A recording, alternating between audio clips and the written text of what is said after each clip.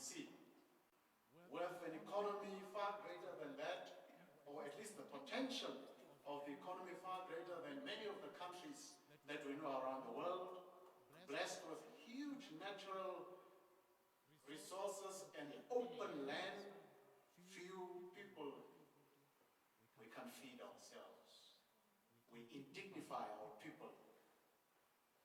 Yet, the Germans, at a time of war, in a strange country, far from their homeland, were able, in 25 years, to take land, give it to their people, finance their people with the necessary livestock, take the livestock also from the blacks, and turn to the German immigrants into the most wealthy individuals up to today in 25 years.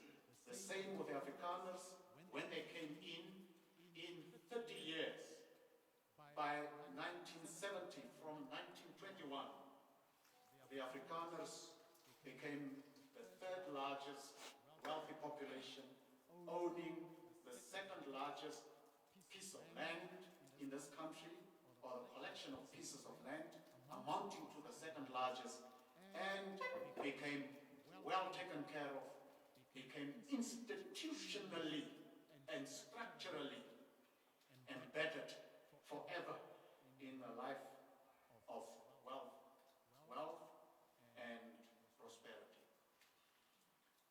That is what a plan with determination of a government that understands what it must do for its people achieves in 25 to 30 years, even at a time of war, compared to a country without proper plans, riddled by corruption, massive political mandate, no serious planning, betraying the trust of their constituents. What it then does is the chart of unemployment. And if you look at the reddish ones, you look at the two figures. Youth unemployment is the highest, and particularly youth unemployment, the grayish one, as it relates to women, female, the gray one. Female unemployment on the right-hand side, the first three. The grayish one, female unemployment between the ages that are indicated there, 15 to 24, 25 to 34, tends to be highest from 74% to 60%, and the total female unemployment is generally higher than that of the male, and you can see youth unemployment generally at 46%, 4.6% of every young person out of 100, 46 of them will be unemployed, 4.6 out of every 10 young people. And those are figures at 2018, it was at 43% in 16, 42 in 2013, and 38 in 2012. It refuses to go down, and it just keeps on being high. These are the people that must plan and dream and aspire for a different future, a future that the political leaders, including this gentleman here, speaks of, is bright, is beautiful, if only you focus and work hard. But why is something not changing in the statistical domain, and worse, in the actual domain? Life is not changing. This picture is so well connected with the first slide, where the slums were evident in our daily lives. Yes, Joy? So, you have seen that women are still going to be in an underprivileged position in the next 10, 20 years, in the next 30, 40 years. If the female unemployment at 0.4 stands at 74.1%, that tells you that our women, our young ladies, will still be in an economically, socially, and perhaps politically, and therefore culturally inferior position. So poverty, as it is high, and unemployment as it is high among young females, shows also that gender equality is surely something that will be a dream for a very, very long time. And when you have male unemployment at 65%, you also understand male emasculation and the associated, not justifying it of course, but the associated gender-based violence instances that may still be with us in our communities. And when you have, on average, an unemployment of young people at 69%, drug abuse, and all of the problems of an unskilled society that is unable to attract foreign direct investment, a society that is unable to structurally disintegrate the new colonial economic setup and recreate a new space, that challenge will still persist with us. So we are still, as the figures suggest, structurally in a very terrible situation as a country, and we have challenges that we must deal with in that regard. The economy, its management, its growth, and the ability of the leadership, together with private sector, with international development partners, and with international business, the economy should have been transformed. And the least, if we have not transformed and diversified the economy, and if we have not been able to place the economy on a sustainable growth trajectory, at least we should have managed the little we have in a very responsible manner. The chart here indicates the debt to GDP ratio. In 2015-16, it was about 28%. It goes up, and at 2018-19, the debt to GDP ratio goes to 49%. Last year, it was at 54%.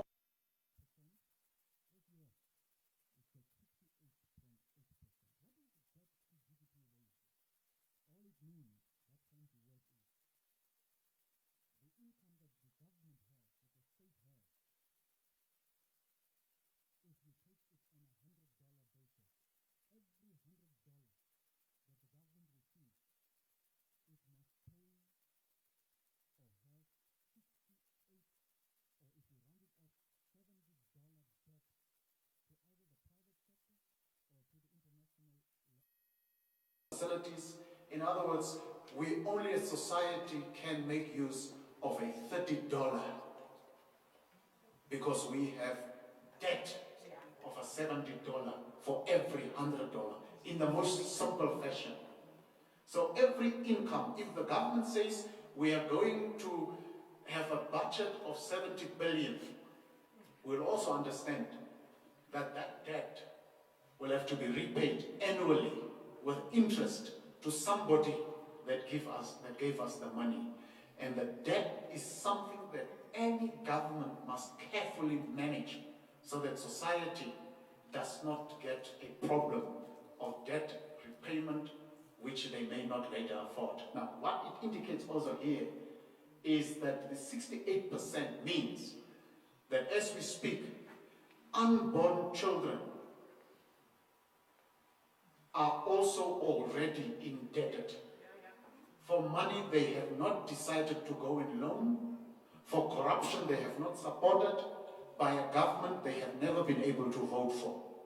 A child born today already is in debt because the government of Swartbooi mismanaged the resources of this country and took debt after debt after debt. Now, you all know there is good debt and there is bad debt. There is nothing good that we can show for this debt. There is no economy that has grown. The economy has gone down. There are no jobs that have been created, because if you at least take debt, invest it in a business, the business employs people, and the business expands, and more people get employed, more and more people pay tax, government again gets revenue. They can't show this, because you've just seen that unemployment rates are high. Housing and land shortages, or the delivery of services in that relationship, is very high. So the debt has gone to consumption. What is that? Payment of salaries, purchase of vehicles and other luxuries, and there is nothing that has been generated to pay debt. When you start to hear IMF talk of downgrade, what it means is your debt levels are so high that even when I give you money, you will be unable to pay me back. Therefore, I reduce your credit rating. It's just like a human being who goes to the ATM, you press in your bob card, and the machine rejects your bob card. It's the same levels where we are going. Yeah, Joy? So I explained it. Let's move on while highlighting that for this year, this government is beginning in a very strong fashion to start to take more and more from GIPF and other pension funds. The problem is, it's the African model. When African governments messed up the economy of countries, they began to go to the pension funds of workers. GIPF is the largest pension fund in this country. It holds monies for retirement. When they now want to change Regulation 13 so that they can have GIPF bring in 55% of assets and put it on the domestic economy, in the domestic economy, what it means is once the money comes in, they want to take that money, not less than 15 billion, bring it into the budget cycle, pay salaries, and they do it next year and the year thereafter. What you have is that the GIPF fund starts to become smaller and smaller and smaller. Problem is, a retiring teacher, a retiring nurse, or any government employee, a cleaner, a driver, they will not have, once they retire, any money to be paid by GIPF if we continue to vote Swartbooi in power and they are able to keep on eating from GIPF money. And why do they go to GIPF money? Because it becomes more and more difficult to get a loan from other countries. Just like South Africa's economy was downgraded to junk status, we are headed there, and the IMF will soon downgrade us. So you start to eat from the future savings of hard-working mothers and fathers. And when they are old and they should be enjoying their retirement money, there's nothing for them to take home. Yes, John. Now, when we speak about what Swartbooi has done, we call it the elite political capture of the state institutions. They have taken the state and made it a private place. And they keep on talking about the Namibian House. But they are alone in the Namibian House as the elite. They are the ones that benefit from the resources of the Namibian House. And when you look at the poverty of a black person, it is worse than under apartheid. But when you look at the selected elite, the ministers and others, their lives have become so beautiful, blessed, and they are also praying quite a lot sometimes. Hallelujah, amen, because they are blessed. But the blessings have come from theft at night and during day of the resources of our people. When I was in Swartbooi as a deputy minister, the talk was, be clever, be strategic, check your bank balance, because at the end of the day, it is your own bank balance that matters. Principles and values and service to people, these lofty ideals are not going to get you far. That is when I started to misbehave. Because in my soul, I could no longer be part of ministers gathering at a cabinet committee. And when break time comes, it's about this deal that you got, and they deposited this amount of money, and I can buy my holiday home in Henties, and I can fly out to Cape Town, and that became the normal talk. And I thought, I'm just worried about goats and cattle and sheep. These millions is not what I want here unless it comes lawfully. But the law became irrelevant. This is SWAPO 101. Joy, are we done? All right. Now, the LPM has, over the past 2 weeks, begun to talk of the notion of one nation, two societies. One nation, Namibia, territorial borders clear, one anthem, one president, one national assembly, one national council, but two societies. One where you see where citizens are placed in corrugated iron sheets. When it rains, they get wet with the little babies. Hepatitis is their daily life. They have to be careful where they walk. That's one society, because if they step in the wrong place, they are going to step in somebody else's natural excretions. And another society, as you go to the airport, Finkenstein. As you go to other areas here in town, good life, beautiful cars, bank accounts that never get smaller. Those that will tell you that if you work hard, if you just stop complaining, if you just sit down and plan your life, you can also have what I have. They tell you that, but they know that they did not have their lives through a proper plan. Most of them, they stole their way up to wealth, and they are stealing their way to mega wealth at the expense of our children. Of course, I'm not saying that in that other society of the rich, of the well-off, of the middle class, there are not honest people. There are honest, hardworking human beings who have deserved every cent of what they have. And they are here as well. Honest, decent, hardworking people. I'm not per se referring to them, although they too are part of the other well-off society. But we are saying that they too are part of that society, so that in the process of a new Namibia, in the process of building one society, the middle class can become conscious, and that in their conscience they can begin to tilt toward LPM and the values and the vision and the views that we have, and that they too can stop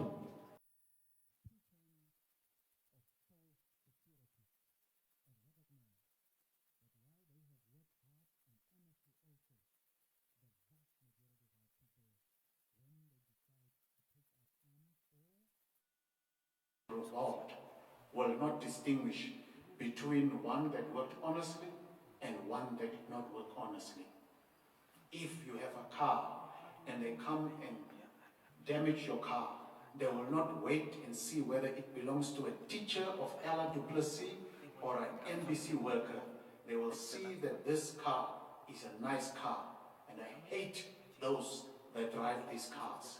And that is why, as Karl Marx said, the most revolutionary class in the history of global society, the middle class, they must, in this country, stand up and join us in the crusade for a better day.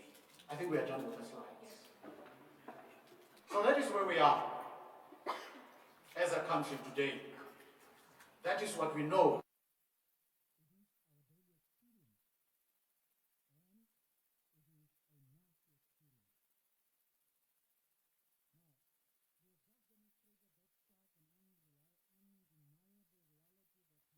The collective of the people of this country,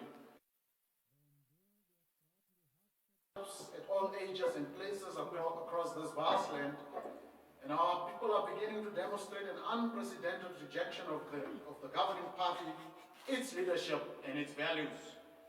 Together, Namibians are beginning to express themselves fully and without fear about the deteriorating economic and social injustices and circumstances that we have been subjected to under SWAPO party.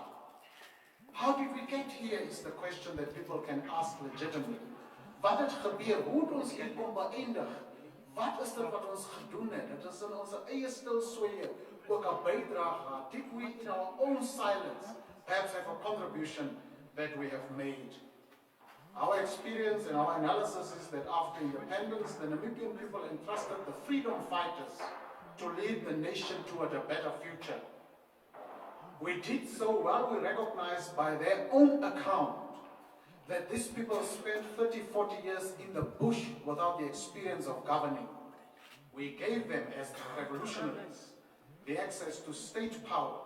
And once they got into civilization and state power, they began a systematic process of self-empowerment at the expense of the people whose conditions of poverty were rising at an unprecedented rate at the hands of the agribank at a faster rate than any other time in our history. Blacks are losing primary homes because laws have not been reformed.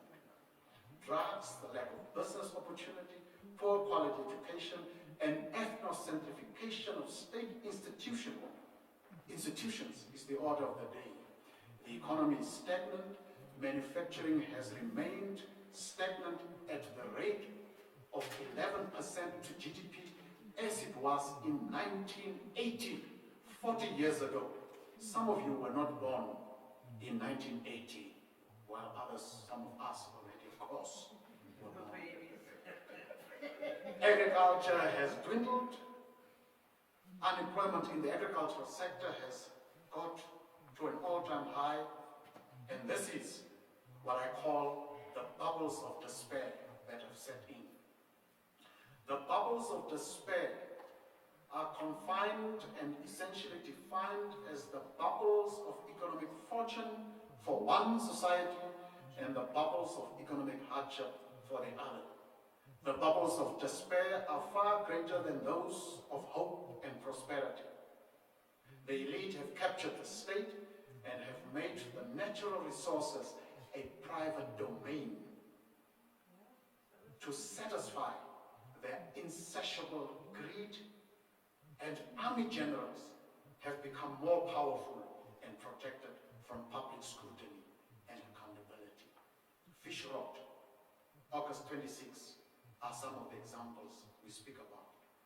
The liberties for a decent human existence and the unassailable constitutional necessity for equality and the loud call for justice in an unjust society are generational calls that must and awaits the activist humanitarian to get involved. And so therefore, if today you are sitting at the fringes and you sit and judge and say the political party conduct of LPM in Parliament is rude, is of no respect to the elders, you are not analyzing the historic epoch that we are in. You are making a false assumption of morality while there is a practical and correct reality that confronts us every day of excessive poverty and fundamental disrespect shown to us in 30 years by Swartbooi Party. Swartbooi Party has further underlined the two societies principle. The two societies principle has to come to an end if we want to move our democracy and secure our future for the next generation. This type of work demands from us to step aside from narrow tribal interest, that LPM is a party for Nama Damaras, that it is against Ovambos, that it doesn't have Hereros at the forefront, that they are just fighting for genocide, that they just do not want to work with anybody else. That type of thinking we must set aside and put hands and heads together for a new revolution for justice, equality, and economic freedom in our lifetime. And so the question we're asking is, then what is to be done? What must we do? These are but some of the answers we have. The others are contained in our manifesto. Other issues are contained in our basic documents, in our constitution. These are just but those that we think are the 0.1% that we should do urgently. First, in order to transform our Namibian society and to reach the penultimate objective of one nation, one society, there needs to be deep economic and political reforms urgently. On the front of political reforms, we have said that there is a need to amend the Namibian constitution to ensure that cabinet ministers should not be members of parliament.